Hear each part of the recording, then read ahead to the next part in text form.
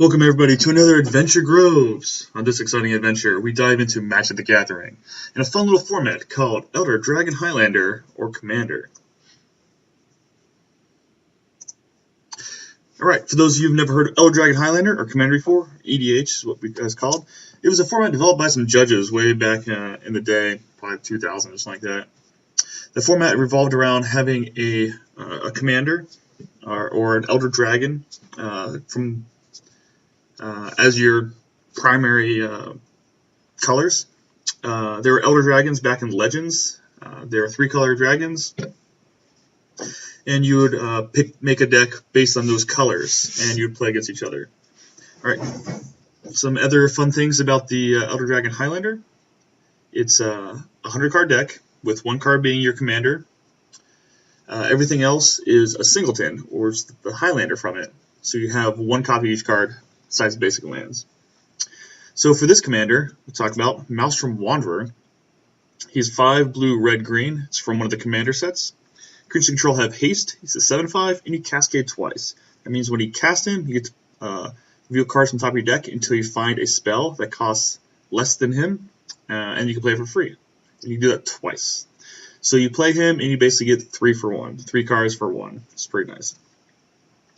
This deck is revolved around mostly ramp, and then playing some big creatures to take over the board. So first we'll start with some lands. Majority of my lands come into play untapped. I have a mix of basic and non-basic. More basic lands than non-basic. Because it is a ramp deck, a lot of the green ramp spells will look for basics. Most of the lands will come into play untapped. There's a few lands that come into play tapped. Frontier Bivouac is play tapped. Another nice land is Command Tower. It gives you 1 mana for your commander's color identity. So for this, it gives me blue, red, or green. This is pretty nice. Lumbering Falls is a creature land. Ravaging Ravine, also creature land. There's a lot of forward sweepers in this format. And people not big fans of killing lands so much. So, creature lands. A lot of EDH deck, commander decks draw a lot of cards. So here's one of the lands you can have. Keep your hand size at maximum. So draw those cards and you just keep them. You don't have to discard. It's pretty nice. So here's basic lands I have. I'll talk about searching up some of these basic lands. Alright, for some ramp. So a lot of my ramp will be cheap. One downside of running a bunch of ramp that's cheap is Maelstrom will sometimes cascade into it. But you just kind of work through that. So Mana Crypt, Soul Ring, and Mana Vault, some quick colorless mana. I got the signets of these color identities, some mana. Growing Oracle draws you a card or gets you a land quicker, so lands are always good. Tribe Elder gets you a land, Farseek land. Coalition Relic gives you 2 mana on 5th turn, or 4th turn, or it can tap for mana, so it's pretty nice. Commander's Lantern, I like to call it. Taps for any color and makes your lands tap for any color. So even these lands that are colorless, when I produce 1 color, they can tap for mana. Even fetch lands will tap for mana. Gilded Lotus is a classic. Taps for 3 mana. Alright, some of the other cards I'm running. Crystal Shard. It pays 3 in a tap or blue in tap to return a creature to his hand. Let's pay 1. Some people might think, well, your opponent can just pay 1. It's mostly for bouncing your own creatures. So you can continually bounce your own creatures.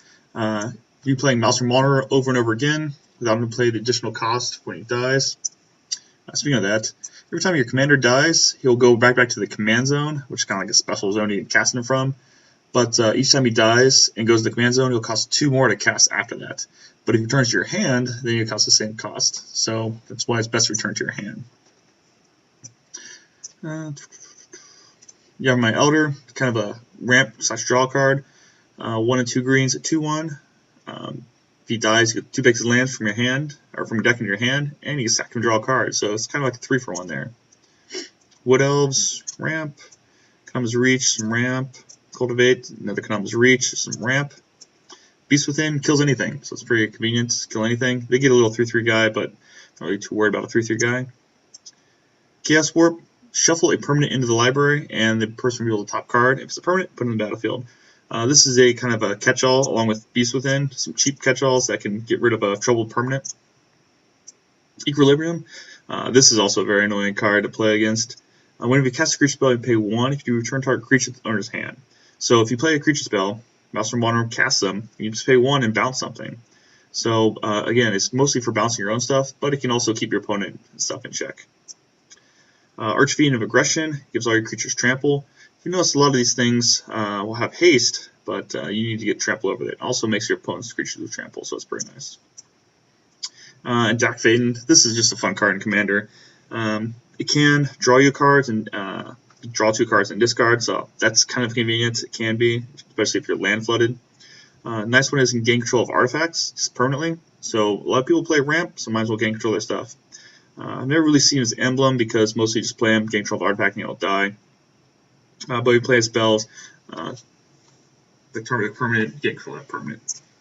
Alright. Solemn, some ramp card draw. Erratic Portal was the original Crystal Shard, so you can pay 1 to tap it. It costs 4 though, but still pretty nice. Spellbreaker Hemoth, uncounterable, makes you guys uncounterable. Bloodbraid Elf, Harmonize, draw some cards. Special Claim, looks for 2 basic lands. Range Path, 2 basic lands. Looks for Vintage, 2 basic lands. Fencer, Ramification, copy things. Jason Mind Sculptor, this seems expensive, but it came in the special box set thing that you buy, so it wasn't expensive. I have some copy things, Clever Imposter, Phyrexian Metamorph, and Progenitor Mimic. So copy the big things the opponent's playing. Orber Wandering makes you hexproof and percent damage. Mostly it's making you hexproof. And then I also run Asceticism to make my creatures hexproof. So there'll be things in there, stack a bunch of things, but you can play this to help you prevent stacking and prevent targeting there. Lucian, draw cards. I have some things that kill things, Acidic Slime, Stomp Howler, and Concrete Naturalist, so it can ramp and kill some things. Pretty nice. Evacuation, it's kind of like the Blue Wrath in a way, Eternal Creatures in the hand. Rain of Thorns is nice, you can destroy 3 things. It's pretty convenient. XR gets rid of things. This guy's pretty nice. It's a new addition. Play a bunch of lands, and you can actually turn those land triggers into some damage, so that's helpful. Unfortunately, it's the mountains that deal more damage, and I'm not running too many mountains, but yeah. This guy's a beast right here. Control of Horsemanship. That means it can't be blocked by creatures with Horsemanship. So you play him, and nobody else runs Horsemanship creatures. Who would do that? So it's basically like making your guys unblockable. So it's pretty convenient. Recurring Insight. Draw a bunch of cards. Do it twice. Everybody has a bunch of cards in their hand. That, in combination with Reliquary Tower, just keep drawing cards. Omnith, again, turn those landfall triggers into something. So all those extra lands they cascade into later from their ramp spells, you turn it into little 5/5 guys. Sphinx of Unth, just drawing a bunch of cards. Factor Fiction on a Sphinx. Bluvian Primordial. So basically you play him and he copies instant sorcery from each opponent's graveyard. So you get playing a multi-player game of 3 or 4 players. You get some good spells copied. And it's kind of another creature. And so to wrap it up, Maelstrom Wanderer, ramp it into him as quickly as possible. Play him over and over again and just overwhelm your opponent. So watch some videos after this, and we'll see if he actually works as well as planned. And check out my other videos and other series. Wait, what? Go Sports, Start Wars, Vivid Groves, and Role Playing Groves.